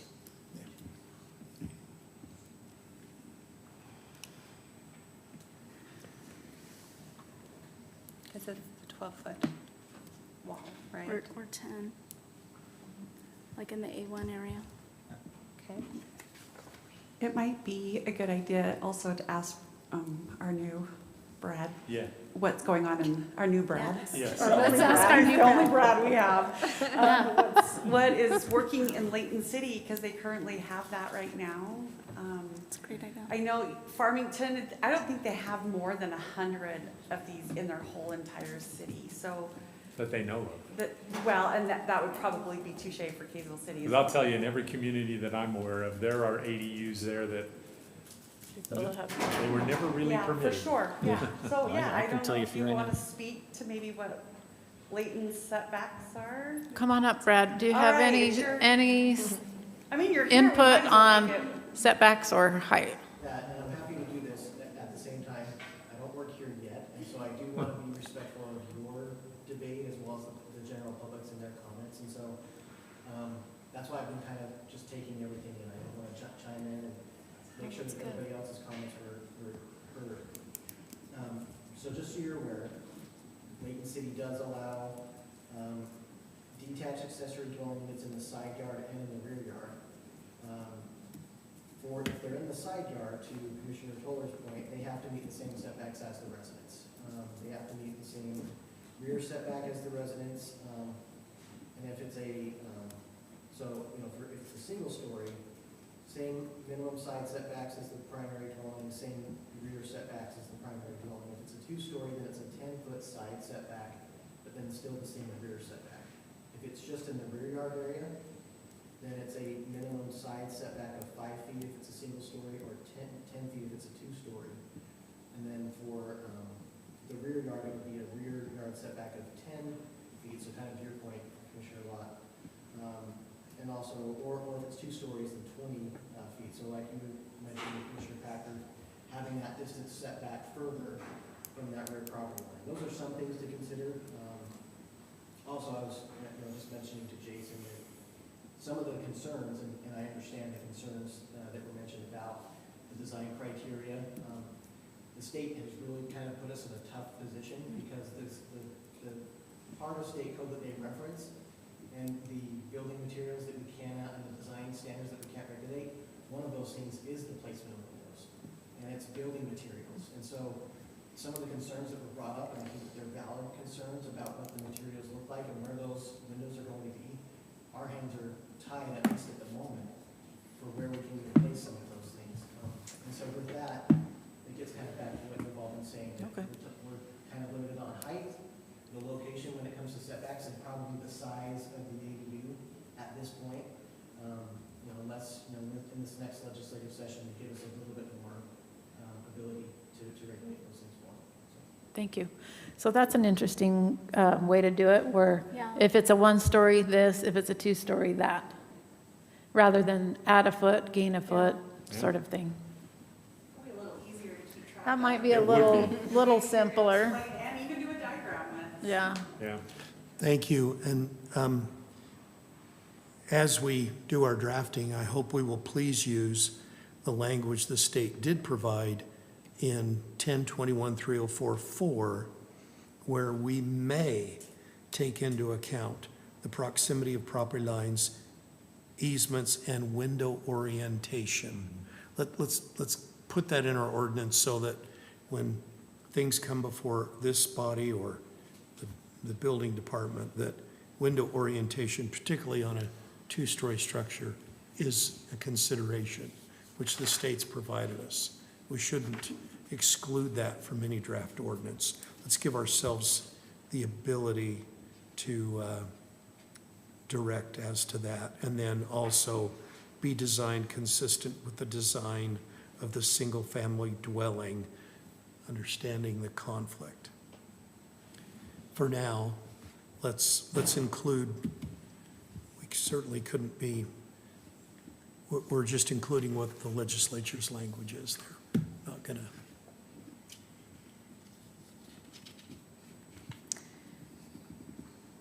I'm wondering if we could kind of go back to the draft and just, you know, I made some notes as you took us through it, Will, on kind of the first question marks. For me, show up at number 3. Let's see. DADUs must meet the following, and then we hit the Roman numeral 3. Does anyone have issue pre to that? Oh, good spot? catch. Yeah, that needs to be. Yeah, that's So that's what we're asking, how you want to modify. I'm wondering if we just kind of walk through the draft and Sure. let's just kind of say, because we've kind of spelled out maybe what we're looking for, and let's just So now start just pinning go down over some and- things, and if there's anything That's good. that's not in there, we can add it, just so we can get to a motion. Yeah, that'd be good. Awesome. Good idea. So if we're on that Roman numeral 3, and we don't want it to conform to setback requirements for accessory structures, we want it to, do we want to say, have an 8-foot rear setback for a single story? Well, I don't know, after listening to our Brad, I'm wondering if we should. Yeah, or perhaps, Chair, the Depending on. conform to existing zoning regulations with the following changes. So we pork barrel this in, and then you amend however you wish from there, like 10-foot setback, or for single family, and X setback for 2-story. But we start here. So you're saying each zoning would have a different setback? Sure, because that's what I bought, that's Yeah, what I that's bought what's when I here. bought my home. I kind of And that's felt what like Layton's doing to an extent, that would be a correct? little restrictive. Oh, sorry, I was reading Tuesday. Because if I'm in Mr. Packer's neighborhood, I'm not, but if I have 5 acres, my minimum side yard is this. If I'm in another neighborhood, my minimum side yard is that. And so I can expect, when I notice my neighbor starting to build a foundation in their backyard, that it's about this far from my home. That's not how I interpreted that we would just go straight with the zoning, residential zoning setbacks, but that we would specify a smaller setback as a single story. And then maybe if it's, maybe you keep the regular zoning setbacks if it's a second story, if there's a second story. Anybody else? Did anyone understand that differently than me? I don't know that we're all on I the think same that's just, page. that's the Are you debate we're saying having. that you're just trying to keep it universal, uniform throughout the zonings, where Commissioner Toller wants to be conditional per the zoning? Is that what we're looking at? Well, yes, I think I'm kind of in my mind, just let's set a setback for single story, a setback for 2-story, not conditional to zoning. Okay. I tend to, that's where I was. That's where you are? I thank you, I respect the opinion, I just think we have a mandate from the legislature to allow accessory dwelling units. We don't have a mandate from the legislature to alter the character of our neighborhoods or start building homes or dwelling units or whatever we call them closer to one another than we currently do. I recognize I may have the minority opinion, but I don't think so, when, Well, you when those purchased- things start being built, there'll be public clamor. I see what you're saying, because you purchased for space, right? You don't want to diminish. So Commissioner Toller is just go by the residential setbacks as in code. Gentlemen, do you have any other thoughts on that? I would say that this is a new thing. Like I said, I originally was kind of under that idea, like, well, it's, keep it within the residential envelope. And then I realized this is a new category, and everyone who lives in a property that is larger than 11,000 square feet needs to get used to the idea that there is a new category. And I'm not saying, anything goes, of course, but that it's going to happen, and it's new to everyone. And to make it reasonable, I think it's fine to allow smaller setbacks. Again, that's my opinion on that, and that these are different. At first I thought of them as just another house, and now I realize it's not another house. It's a DADU, and it's a different category. So that's where my opinion differs with his, and I would be willing to go smaller on those setbacks. And I think that would be that would be the way I would go. I actually agree with Commissioner Toller. And because it's already set up this way, in a way, what we're bringing in would be easier for landowners and the property owners to adhere to with what Commissioner Toller and his brother's red lines have said. There's room for movement. Once we allow room for movement, we're opening up a whole new book. Can of worms, sorry. I don't know the right phrase for that. Okay, well, we seem to be a little bit at odds on number 3. So, but we certainly don't want to have it as conform to setback requirements for accessory structures, because we know, well, currently, that's just not sufficient. Yeah. I think I suspect there's unanimous consent that I believe accessory structures is not the standard. Right. Right. Okay, so maybe we'll come back to that. So I think we're going to stick with this just the wording that you've got there. Do you all feel good about that? Yeah. Leave the wording just the way it is, so we're not in any sort of trouble, but we can still ask for it to be designed consistent with the dwelling. May not be larger in size than the single-family dwelling. Do we feel comfortable with a 75% number? Does anyone want to throw out a different number? I don't know a solution, Chair, but I can still think of hypothetical situations where that would be problematic. You have an old, 1920s farmhouse, and it's already only 800 square feet or something like that, and you say, I think that would be very rare, but I just wanted to throw that out there as a possibility. But I do like the idea that we have some kind of, I just don't know a better way to say it, so maybe the percentage is the best way. Percentage of land? Yeah, I That's think what messy. you're describing is the barn dominium.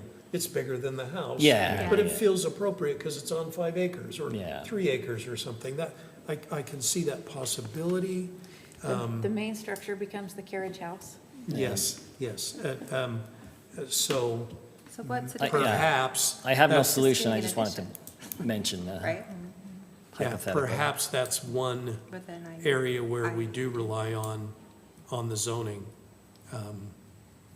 If it were in an A5, that the 70 or 75% rule may not apply because of my land use, but that's muddying the waters. I do think a great starting place is 70 or 75%. I'm just curious if I can ask Brad, are you aware of any size limitations in other communities that you've worked with? Yeah, having regulated detached accessory dwelling units in other communities as well, not just Lake City. Typically, I've seen 50% of the square footage of the primary residence, or another number, whichever is less, right? So for example, it could be 50% of the square footage of the primary residence, or 1,200 square feet, whichever is less. And so then as staff, as we have somebody come in, we would probably look at the county records and say, this is what the square footage of that home is. You can go to 50% or 1,200 square feet, but whichever is the lesser of those two numbers, that's what you're stuck to. What might be difficult is, and I think we'd have to be clear on if we're saying the square footage of the home or the footprint of the home. Because if we're gonna use a percentage, because then you could have debate at the counter, with someone that says, well, it just says 50% of my home. The square footage of my home is 2,000 square feet, but the footprint of my home is only 1,000. I'm just using those numbers for simplicity's sake. Yeah. And so we probably want to look at that and as a commission determine, do you want to base it upon the footprint of the home? If you do that, then that maybe helps with the visual impact, with what you've got around it, because you can see what the footprint of the home is, and then what the footprint of that detached accessory dwelling unit might look like, and so you can kind of visually see that. If you go with the square footage, then you might get a detached accessory dwelling unit that's either 75% or the same size as the footprint of the home, but it's still only 50% of that square footage. So Okay. my thought would be 50% of the footprint of the home as measured from like the exterior foundation. Again, I'm trying to be very clear so then that way we know exactly how we're regulating this. Or, so we go for percentage or a set number, whether it's 1,200 or 1,500 square feet, and then say in the code, whichever is less. So then that way we're holding to the stricter of the two standards, but we're still giving someone the opportunity to meet one of those. Thank you. And for our draftsman, the Exhibit A, Attachment A, to what I forwarded to you, Wilf, has how Lehigh, Provo, Salt Lake, Ogden, Mill Creek, South Jordan, Riverton, and Cottonwood Heights dealt with this very issue. First column, whether by percentage, whether by square feet. We've got some good examples there of how we might address it. Not many, the only one that's using a percentage is Riverton, and they're doing it based on the lot. Not in relation to the dwelling. So there's some choices there. So it's probably not super related, but if you've got those limitations with the footprint or whatever, how you want to figure that out, then maybe the client's or the homeowner's option is to do an addition and make it an IADU. Right. Yeah. So we have some flexibility that way. Yep. Yeah, I'm thinking, with what Commissioner Packer mentioned, if you got a really small home on that, well, maybe the thing to do is to add on to the home rather than build a freestanding detached ADU. But you can work an internal one into it to get the same outcome. Okay, do we want to throw out a number, a percentage, or something different? Does anyone want to? I would say we do, just to say it may not be larger. I think but I like the either 70 or something, I don't know. But I say we put a number there that's smaller. And I like the footprint idea. Let's specify footprint. The footprint would make it a smaller unit, right? 1,200 square feet or less. So if you had a 4,000 square foot house, but it's fit in a 2-story three-story, whatever, so you're saying your footprint's really only Well, 1,500, meaning like- right? If it's 70% or if it's 50% of the larger lot, we're talking about footprint only, not square footage. So, yeah, so it might be more in a second story. I see what you're saying. So we really want to just address the footprint of the whole thing. Just not get a barnuminium Just- with your Yeah, it makes it 1900s. specific. South Jordan dealt with this issue by, I mean, this puts more of a burden on us, but they've said that if it's more than 35% of the gross living area or 1,500 square feet, it requires planning commission review. So that's a onesie-twosie approach, but it does give us some more review opportunity.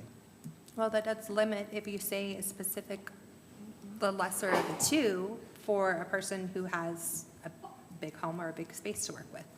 Does limit those grievances, I think, that those dwelling units are causing right now.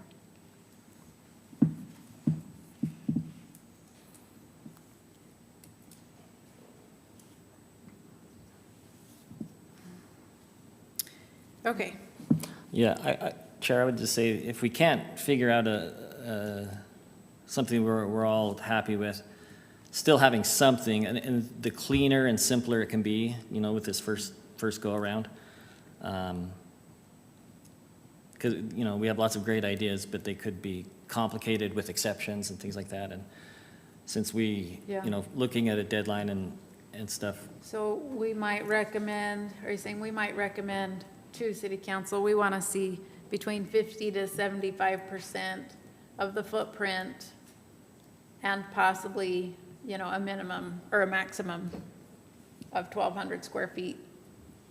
So maybe yeah, we're just, not I guess like totally a narrowed starting down, line or a but we're giving placeholder to them kind of say, guidance. here's our minimum, and then if we decide we need to amend later to have exceptions or things like, Yeah, I think what the chair just put out is reasonable.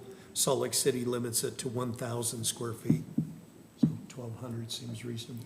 1,200 seems to be But the next a stop, common one, but, if I understand, the next stop for this document is a city council work meeting. yeah. Okay. I think we're gonna get a lot of feedback tonight, we're gonna get a lot of feedback on Thursday, and then we're gonna come up with a new draft. Okay, very good. yeah.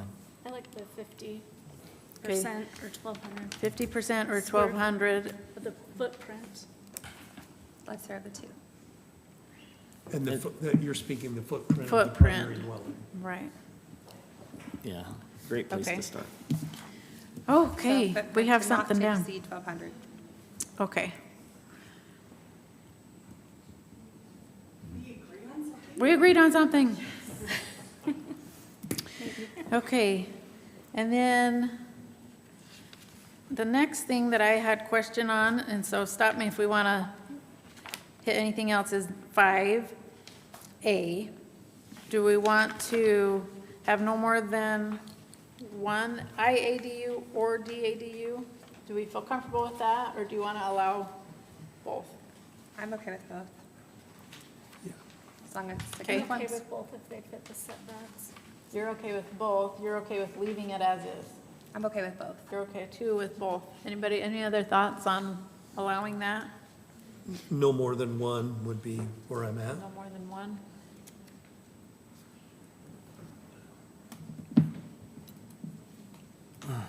I would, again, I can think of examples where having both would be manageable. I'm not completely sold on it, but I wouldn't, it's not a hill I'm gonna fight on. Like, Okay. Well, maybe we'll leave it as is for now. Yeah, I'm fine with one if we need it, but Okay. change it later. What am I missing? E, 63E. Good with owner I don't occup- like 30 consecutive days, I think it should be at least 90. Oh, here we go, E. 90, do you all feel good about 90? Yes. yeah, Okay, we have consensus on 90.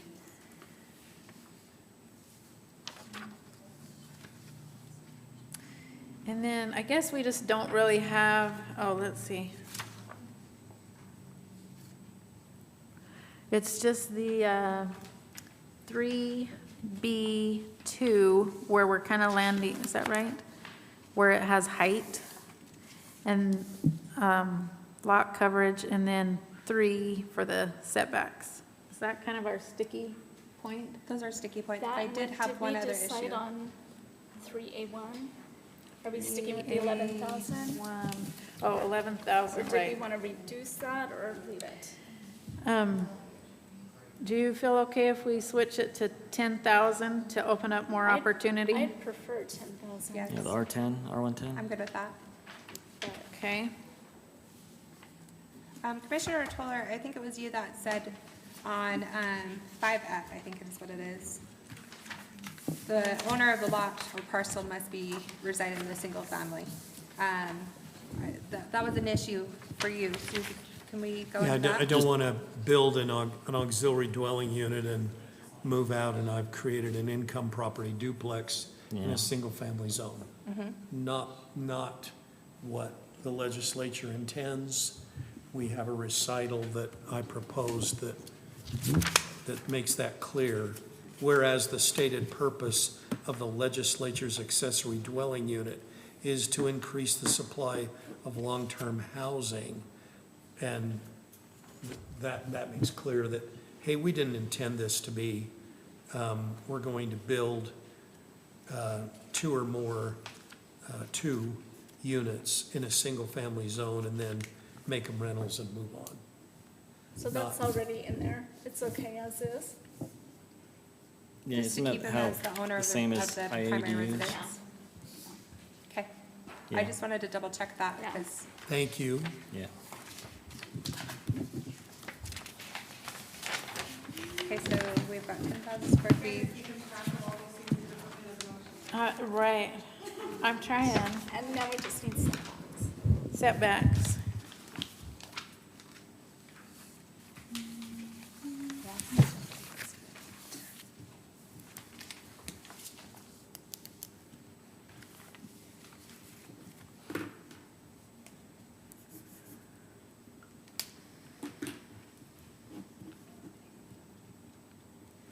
Yeah, I don't know that we're never gonna agree completely, and that's okay, on setbacks. Yes. And we do have that small comfort of knowing that the city council is the one that actually has to make the final decision, but. Can we narrow it down and give them maybe a range Yeah, that we're looking for? and I think rear setback can go to at least 10 feet, if not 8. I For don't think single it has to story. match the zoning. I think that's going to limit people. But that is just my opinion. I agree with that. Do you like Layton's better, is that what you're like? Yes.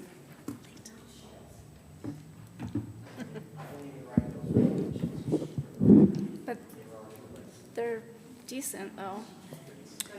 Okay, well, I wonder if there is language that we could include in there to maybe look at other city codes for the setbacks. So if we And- have half of the setback, so no more than half of the setback, That would be 7 feet. okay? That's less than 8. Yeah, that's- Perhaps, Chairman, perhaps It's a little cringy. this is an area where we take the approach South Jordan did, is if there is, since we're creating a dwelling unit, if there's variance from these setbacks, that requires review by this body. Might be one way to deal with You it. could, but it's not a dwelling unit. It's an accessory dwelling unit. There's a difference. We're talking like a mother-in-law's apartment. For me, it's different, but. We are talking about rear setbacks right now, right? Yeah, regardless of what you call it, someone's living there, coming, going, looking out their windows. You're creating a home in my backyard that will have a setback. We've heard quite a bit from the public tonight about concerns with setbacks and privacy. And I think we're asking for trouble if we vary from what the existing zoning districts have. I've made my point more than twice, I apologize, but you know where I am. The one caution I might have to what Paul is suggesting to perhaps have a review, if it varies, is that the state code, the bill that was passed, says that you cannot make ADUs conditional uses. Well, we're not calling it a conditional use. But that's It's what it's pretty similar to becoming, what we yeah. would be doing for a conditional use if Yeah, that were the the case. review process would be messy, Yeah. I was looking for a compromise, but perhaps I there see. isn't one. Good point. 10 feet, I know. 12 feet. What are we at, 15 normally? I tend to like the 15? ideas that Clayton has. They seemed reasonable to me. Can I quote them off the top of my head? No, it's been a Oh, minute. but- Yeah, but I think in a motion, you could recommend that you align with Layton City Code. If you want to be specific, maybe you can't say what it is, but you could say, instead of number 3 here, we're going to ask that it come back looking like, you know, the setbacks in the city's code. If somebody were to make a motion. I mean, if anybody's mulling that over in their head, that it could be achieved perhaps. And it may or may not fly, but we could always try. Is there anything else you want to hash out? Anything that so I have made some adjustments to allow 10,000 square feet or larger. We're going to look at, potentially Layton's code as setbacks. We definitely want to be design consistent with the original dwelling. We're looking at perhaps not to exceed 50% or 1,200 square feet of the footprint of the original, not to exceed 50% of the footprint or 1,200, whichever is smaller. And rented not to exceed 90, or no less than 90 consecutive days. And only one unit?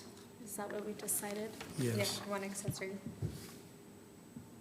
And leaving it as no more than one. That leaves it, right?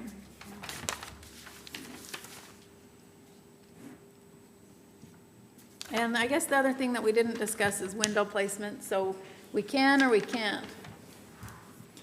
We may, according to the state code, but It's potential. Sorry about that. Would that limiting it also limit, somebody trying to do 2 dwellings, exterior dwellings on there? Just by saying you can either do an internal one or an external one, but just one. Yeah, one. Is what you're saying? But then they could do accessory buildings? No more than Say that one. again.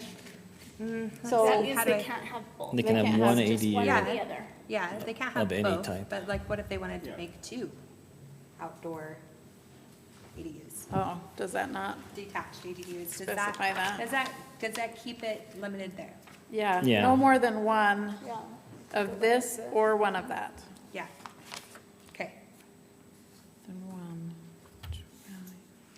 No You more just than get one one ADU, dwelling whether unit. it's One internal dwelling or unit is all. detached. Yeah. You just get one. That's One why I or the want to other. make sure it stays. Yeah, I in. think that language is right. pick your poison. Yeah. Yeah. Okay.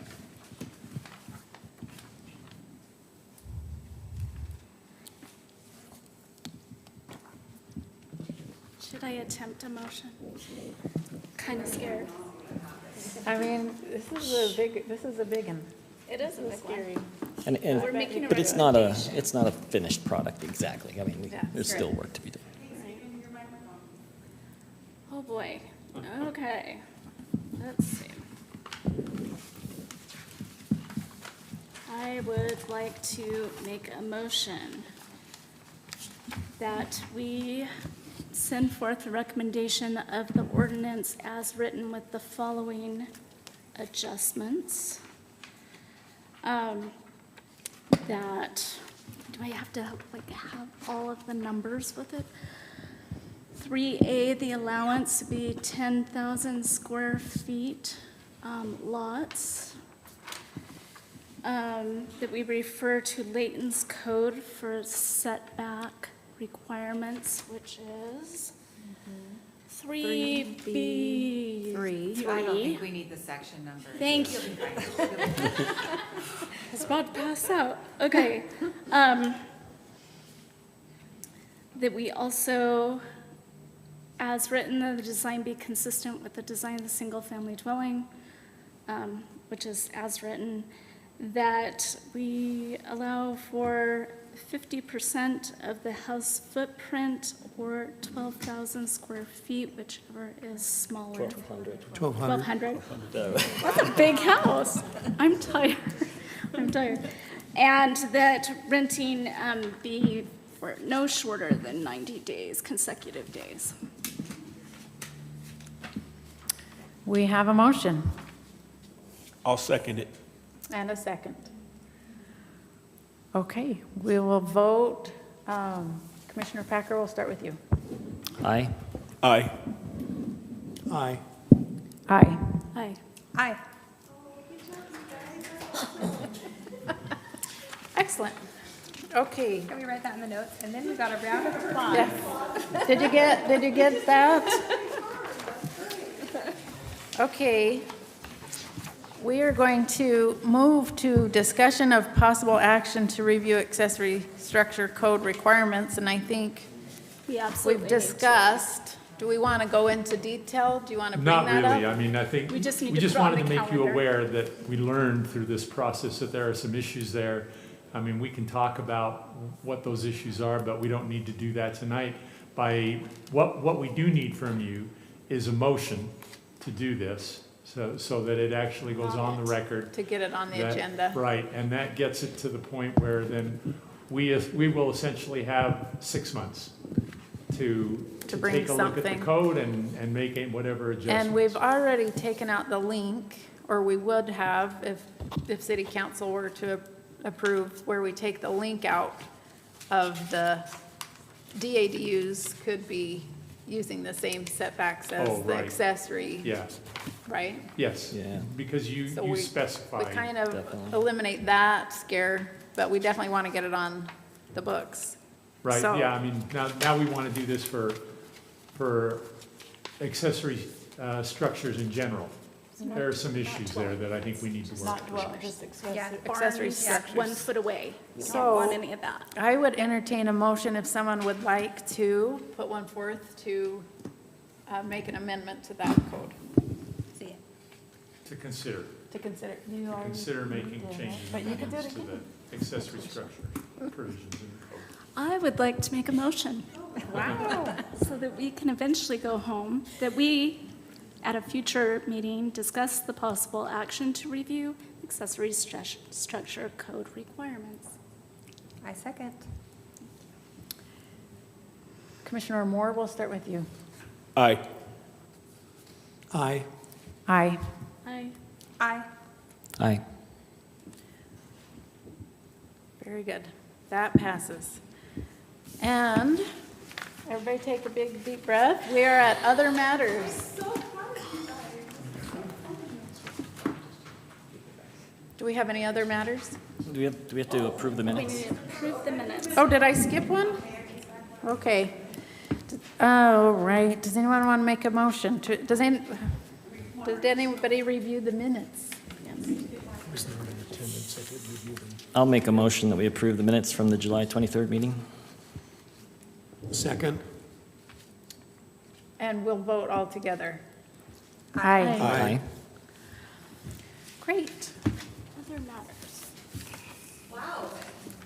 Okay, really the only matters, well, a couple things. This is Anne's last night. So So she We're put not her. applauding that Don't it's clap your for last that. No, we're night. not, no. Listen, she's good been- job. She's Well been done. great, the 2 years, just a little over 2 years.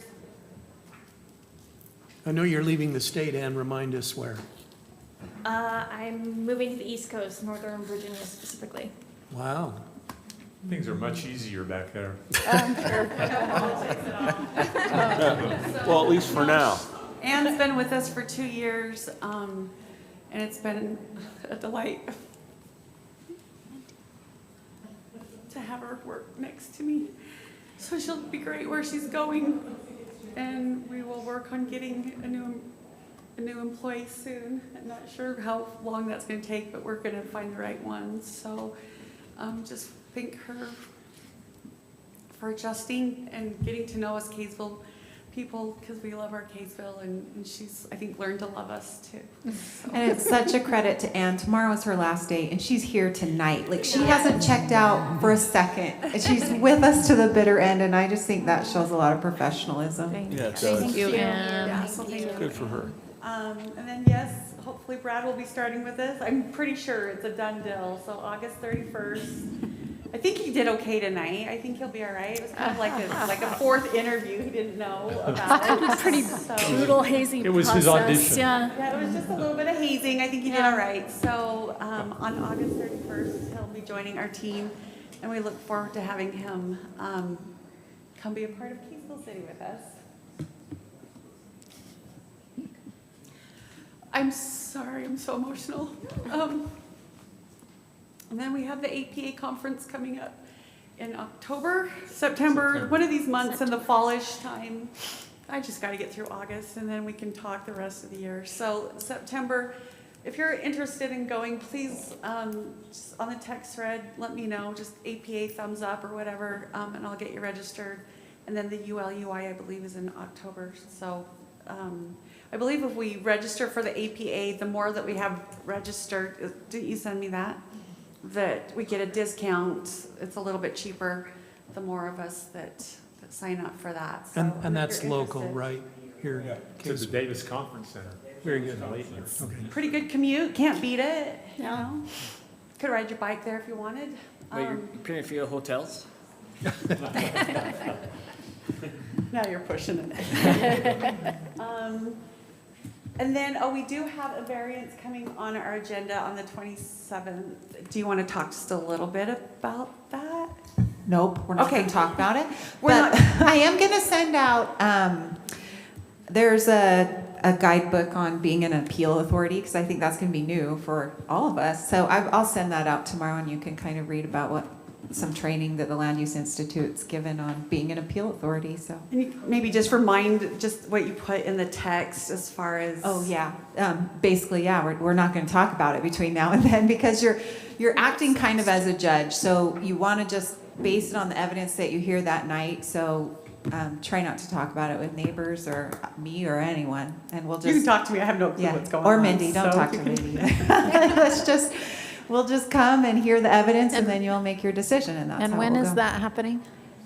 The next 2 meeting. weeks. Yeah, and we'll try to keep that agenda light. We're trying to push everything off until Brad's on, but that I one do we have couldn't a really push. conditional use permit that applied yesterday. It's for a preschool.